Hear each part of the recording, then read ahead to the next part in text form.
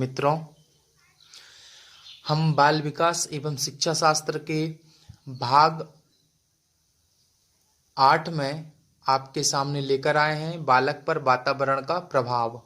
तो दोस्तों, जानेंगे आज हम बालक पर वातावरण का प्रभाव, किस प्रकार से वातावरण बालक को प्रभावित करता है और उससे कौन कौन सी समस्याएं उत्पन्न होती हैं बालक के जीवन में। बालक ही नहीं, पूरे समाज में किस प्रकार परिवर्तन आता है एक बालक के परिवर्तन आने पर। इन सभी कारकों को हम जानने का प्रयास करेंगे। पाश्चात्य मनोवैज्ञानिकों ने वातावरण के महत्व के संबंध में अनेक अध्ययन और परीक्षण किए हैं। इनके आधार पर उन्होंने सिद्ध किया कि बालक के व्यक्तित्व के प्रत्येक पहलू पर भौगोलिक, सामाजिक, सांस्कृतिक वातावरण का व्यापक प्रभाव पड़ता है। भौगोलिक, सामाजिक, सांस्कृतिक यह बहुत ही ज्यादा इंपॉर्टेंट तथ्य है जो सांस्कृतिक है। इसका हम देखते हैं प्रभाव क्या होता है। हम यहाँ कुछ मनोवैज्ञानिकों के अनुसार इस प्रभाव का वर्णन कर रहे हैं। सबसे पहले शारीरिक अंतर का प्रभाव हम देखें तो मनोवैज्ञानिक फ्रेंच बॉन्स का मत है कि विभिन्न प्रजातियों के शारीरिक अंतर का कारण वंशानुक्रम ना होकर वातावरण है। उन्होंने अनेक उदाहरण देकर सिद्ध किया कि जो जापानी तथा यहूदी व्यक्ति थे, अमेरिका में उनकी पीढ़ियां अनेक पीढ़ियां लंबे समय तक निवास करती रही। उनके कारण वहां पर भौगोलिक वातावरण के कारण उनकी लंबाई भी बढ़ गई। यह हमने वहां पर जाना। आगे हम देखते हैं कि मानसिक विकास का प्रभाव कैसे पड़ता है।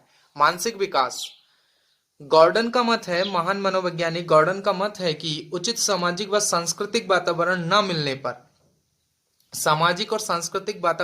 मिलने पर, मानसिक विकास की गति धीमी हो जाती है। क्योंकि समाज में आना जाना, उठना बैठना उसका बंद हो जाता है, तो उसके मानसिक रूप से विकास में गति धीमी हो जाती है और नई नई चीजों को वह नहीं जान पाता है। उसने यह बात नदियों के किनारे रहने वाले बच्चों का अध्ययन नदियों से ही ना ले लें। भारत में हम यह प्रायः देखा जा सकता है कि आज हमारे पास जो एसटी वर्ग समूह जो बना है, एसटी जिसको शेड्यूल्ड ट्राइब कहते हैं, वह जंगलों में प्रायः निवास करता रहा है हजारों सालों से। तो उनके बच्चों का मानसिक स्तर और वातावरण एक शहरी बालकों के वातावरण से बिल्कुल ही भिन्न हो गया है।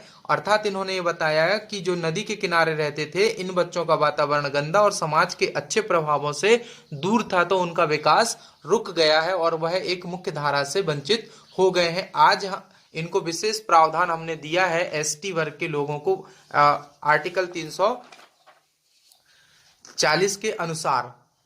बाल विकास एवं शिक्षा शास्त्र में हम तीसरा जो प्रमुख बिंदु देखने वाले हैं वह है प्रजाति की श्रेष्ठता पर प्रभाव। प्रजाति की श्रेष्ठता का प्रभाव वर्तमान काल में अभी ट्रंप सरकार में हमको देखने को मिला, जिसमें एक काले व्यक्ति को दबाकर एक गोरे व्यक्ति ने मारा था और इसका बहुत बड़ा आंदोलन अमेरिका में चला। अभी वर्तमान कुछ 5-6 महीना पहले की बात है। प्रजाति की श्रेष्ठता पर प्रभाव हम देख सकते हैं कि क्लार्क का मत है, महान मनोवैज्ञानिक। इन्होंने बताया कि कुछ प्रजातियों की बौद्धिक श्रेष्ठता का कारण वंशानुक्रम ना होकर वातावरण है। उसने यह बात अमेरिका के कुछ गोरे और नीग्रो लोगों की बुद्धि परीक्षा लेकर सिद्ध किया। उसके समान अनेक विद्वानों का मत है कि नीग्रो प्रजाति की बुद्धि का स्तर इसलिए निम्न है क्योंकि उनको अमेरिका की श्वेत प्रजाति के समान शैक्षिक, सांस्कृतिक, सामाजिक वातावरण उपलब्ध नहीं हुआ। यही कारण है कि भारत में भी एससी, एसटी और ओबीसी वर्ग के समुदाय के लोगों को हजारों सालों से सिंधु घाटी सभ्यता के बाद से ही, इन लोगों को वैदिक सभ्यता के बाद से ही शूद्र जिनको कहा जाता है, एससी, एसटी, ओबीसी, इन लोगों को पढ़ने लिखने का अधिकार नहीं था और समान रूप से शैक्षिक, सांस्कृतिक, सामाजिक वातावरण का अधिकार नहीं था। 1947 के बाद बाबा साहब जी के संविधान से यह अधिकार उनको मिले, तो थोड़े बहुत वो अभी उठ रहे थे, लेकिन धीरे धीरे यह संविधान खत्म होने वाला है। और इस संविधान क्यों खत्म हो रहा है? क्योंकि उनके अधिकारों को वंचित किया जा रहा है, जिससे कि वह विशेष रूप से पढ़ लिख कर आगे बढ़ें, वह उनके बराबर आ जाए। जो सवर्ण जिनको कहते हैं, जो पढ़े लिखे जनरल वाले हैं, उनके बराबर आ जाए, जिससे उनका बौद्धिक स्तर बढ़ जाए। यह विशेष प्रावधान संविधान में दिया गया है, लेकिन उसी संविधान को खत्म करने का पूरा पूरा प्राइवेटाइजेशन प्लान बन चुका है। और इस प्रकार यह वातावरण का हम नीग्रो और अमरीकी लोगों में हमने देखा, उसी प्रकार भारत में SC ST OBC वर्ग और सवर्ण वर्ग में यह देखने को हमको मिलता है। इसमें सुधार लाने की बहुत आज भी आवश्यकता है, क्योंकि आजादी के 70 वर्ष बाद भी वह प्रजातियां पिछड़ी से पिछड़ी होती चली जा रही है, और प्राइवेटाइजेशन में तो बहुत बड़ा नुकसान और हो जाएगा, क्योंकि वह वर्ग और पिछड़ जाएगा। बुद्धि पर प्रभाव देखते हैं। कैंडोल का मत है कि बुद्धि के विकास में वंशानुक्रम की अपेक्षा वातावरण का प्रभाव कहीं अधिक पड़ता है। उसने यह बात 552 विद्वानों का अध्ययन करके सिद्ध की। ये विद्वान लंदन की रॉयल अकादमी के सदस्य थे।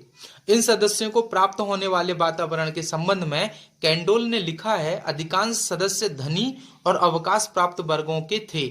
उनको शिक्षा की सुविधाएं थी और उनको शिक्षित जनता एवं उदार सरकार के प्रोत्साहन मिला। स्टीफन का मत है कि जिन बालकों को निम्न वातावरण से हटाकर उत्तम वातावरण में रखा जाता है, उन सब की बुद्धि लब्धि IQ में वृद्धि हो जाती है। यह सीधा सा उदाहरण है, क्योंकि एक विपरीत परिस्थिति में रहने वाला बालक, जंगल झाड़ियों में रहने वाला बालक और एक इंटेलिजेंट वातावरण में रहने वाला तो इंटेलिजेंट बनेगा, और अनपढ़ वातावरण में रहने वाला बालक अनपढ़ ही बनेगा। यह तो सीधा सा है। तो वातावरण परिवर्तन के समय बालक की आयु जितनी कम होती है, उसमें प्राय उतना ही अधिक विशेष परिवर्तन होता है। व्यक्ति पर प्रभाव कैसा पड़ पाता है कि कूले मनोवैज्ञानिक का मत है कि व्यक्तित्व के निर्माण में वंशानुक्रम की अपेक्षा वातावरण का अधिक प्रभाव पड़ता है। उसने सिद्ध किया कि कोई भी व्यक्ति उपयुक्त वातावरण में रहकर अपने व्यक्तित्व का निर्माण करके महान बन सकता है। उसने यूरोप के 71 साहित्यकारों के उदाहरण देकर बताया कि वनयान तथा वंश का जन्म निर्धन परिवारों में हुआ था, फिर भी ये अपने व्यक्तित्व का निर्माण करके महान बन सके। कैसे? क्योंकि उस वातावरण में वह रहे। इसका कारण केवल यह था कि उनके माता पिता ने उनको उत्तम वातावरण में रखा। आगे हम देखें कि अनाथ बच्चों पर प्रभाव कैसे पड़ता है। समाज कल्याण केंद्रों में अनाथ और परावलंबी बच्चे आते हैं। वे साधारणतः निम्न परिवारों के होते हैं, पर केंद्रों में उनका अच्छी विधि से पालन किया जाता है, उनको अच्छा वातावरण में रखा जाता है और उनके साथ अच्छा व्यवहार किया जाता है। इस प्रकार के वातावरण में पाले जाने वाले बच्चों के संबंध में वुडवर्थ मनोवैज्ञानिक ने लिखा है कि वे समग्र रूप में अपने माता पिता से अच्छे ही सिद्ध होते हैं। क्यों नहीं सिद्ध होंगे? क्योंकि वातावरण उनको अच्छा मिला हुआ है। जुड़वा बच्चों पर प्रभाव कैसा पड़ता है? जुड़वा बच्चे के शारीरिक लक्षण, मानसिक शक्तियों और शैक्षिक योग्यताओं में अत्यधिक समानता देखी जाती है। और न्यूमैन, फ्रीमैन और हॉलिंजर मनोवैज्ञानिकों ने 20 जोड़े जुड़वा बच्चों को अलग अलग वातावरण में रखकर उनका अध्ययन किया, और उन्होंने एक जोड़े के एक बच्चे को गांव के फार्म पर तथा दूसरे को नगर में रखा, और बड़े होने पर दोनों बच्चों में पर्याप्त अंतर पाया गया। फार्म का बच्चा अशिष्ट, चिंताग्रस्त, क्यों फार्म आने होता है खेती किसानी वाले एरिया में रखना, तो वहां का बच्चा कैसा था? चिंताग्रस्त और कम बुद्धिमान था। और इसके विपरीत नगर का बच्चा शिष्ट था। शिष्ट आने उसमें शिष्टाचार था, उसमें बोलने बताने के तरीके थे, उसमें लोगों से कैसे बात की जाती है सारे उसमें गुण आ गए। चिंता मुक्त था और वह अधिक बुद्धिमान था। आगे हम देखें, स्टीफन्स मनोवैज्ञानिक का विचार है कि इस प्रकार के अध्ययनों से हम यह निर्णय कर सकते हैं कि पर्यावरण का बुद्धि पर साधारण प्रभाव होता है और उपलब्धि पर अधिक विशेष प्रभाव पड़ जाता है। बालक का बहुमुखी प्रभाव, बालक पर बहुमुखी प्रभाव कैसे होता है? वातावरण बालक के शारीरिक, मानसिक, सामाजिक, संवेगात्मक आदि सभी अंगों पर प्रभाव डालता है। इसकी पुष्टि एवरॉन के जंगली बालक के उदाहरण से की जा सकती। इस बालक को जन्म के बाद ही भेड़िया उठा ले गया था। एवरॉन नामक एक बालक था जिसको जन्म के उपरांत ही भेड़िया ने ले गया था। उसका पालन पोषण जंगली पशुओं के बीच में हुआ। कुछ शिकारियों ने उसे सन 1799 में पकड़ लिया। कुछ शिकारियों ने उसको पकड़ लिया। उस समय उसकी आयु 11 से 12 वर्ष की थी लगभग। उसकी आकृति पशुओं की सी थी, आकृति थी, लेकिन वह मनुष्य का बच्चा था। वह उनके समान हाथों पैरों से चलता था। वह कच्चा मांस खाता था। उसमें मनुष्य के समान बोलने और विचार करने की शक्ति नहीं थी। उसको मनुष्य के समान सभ्य तथा शिक्षित बनने के सब प्रयास विफल हो गए, क्योंकि बचपन में जैसा वातावरण दे दिया जाता है बालकों का, वैसा ही उस पर प्रभाव पड़ता है।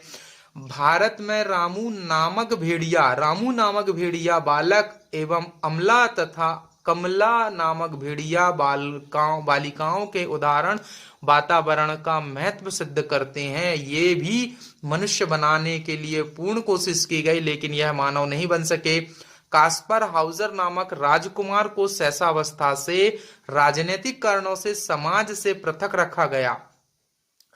कास्पर हाउजर नामक राजकुमार को शैशवावस्था यानी होती है बचपन से ही उसको राजनीतिक कारणों से समाज से अलग कर दिया।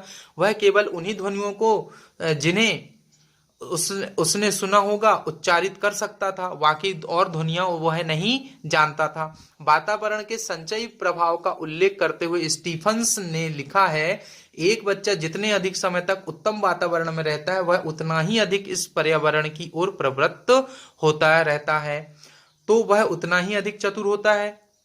यदि एक बच्चा चतुर माता पिता के साथ अधिक समय तक रहता है तो वह उतना ही अधिक चतुर होता है। इसी प्रकार जितने अधिक समय वह हानिकारक पर्यावरण में रहता है, मतलब बुद्धिहीन माता पिता के साथ रहता है, प्रायः उतना ही वह राष्ट्रीय मान से गिर जाता है। पहली दृष्टि में इसमें पर्यावरण के प्रभाव का निसंदेह प्रमाण प्राप्त होता है, लेकिन हमें इस बात को भी याद रखना चाहिए कि पिता के साथ बच्चे की समानता लंबाई में और दाढ़ी के रंग में भी आयु के साथ बढ़ती जाएगी, अर्थात उक्त समानता की वृद्धि कुछ अंश आनुवंशिकता की परिपक्वता के कारण हो सकता है। यह हमको मनोवैज्ञानिकों ने समझाया। वंशानुक्रम व वातावरण का संबंध, एक दूसरे में किस प्रकार संबंध है, इस संबंध को हम अगले अंक में जानने का प्रयास करेंगे।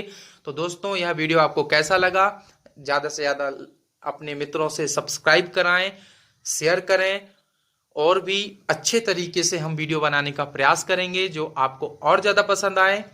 तो दोस्तों, अंत में आपके अंदर बैठे परमात्मा को प्रणाम करता हूं, मेरा प्रणाम स्वीकार करें। धन्यवाद।